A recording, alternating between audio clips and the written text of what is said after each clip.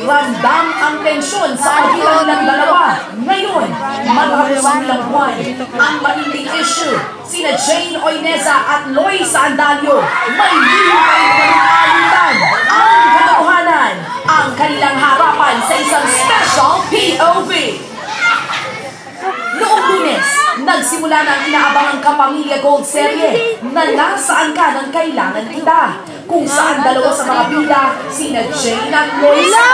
Sa kanilang pagsasama, balitang mas tumingiraw ang kompetisyon sa pagitan ng dalawang ex-teen housemates. Ang mga di umano'y kailangan. Una, kompetisyon ng kanilang mga pagkakita sa social media. Ang parehong kapo, buong pusong ipinagtatanggol ng kanilang mga idolo. Petisyon sa mga eksena. Totoo nga bang may mga pagkakataong nasasapawan umano ni Jane si Loisa? Ngayong hapon, harapan, tapatan, banggaan, Jane Oineza at Loisa Andalio, live sa POV!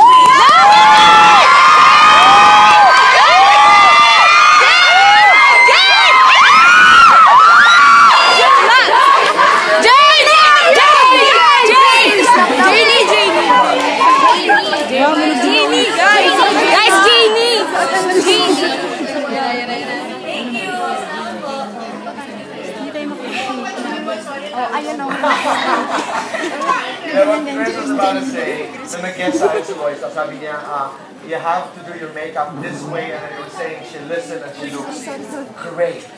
Diba?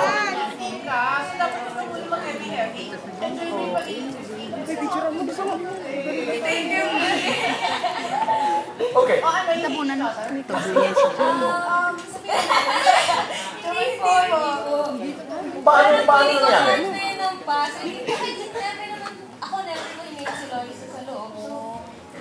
No, let's go back to that. Nagkaroon ba talaga ng tensyon? Kasi napanood namin yun eh. Loisa, ikaw.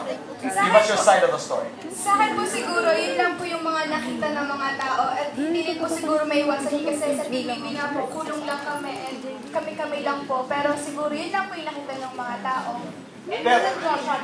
Yes, no, but ano ang hindi namin nakita? If that's what you're saying. So what did we not see inside the house? That you were good friends? That, ano ba talaga nangyari? Para mas maunawaan. Now. Yes. Diba? Now, yeah. as it developed.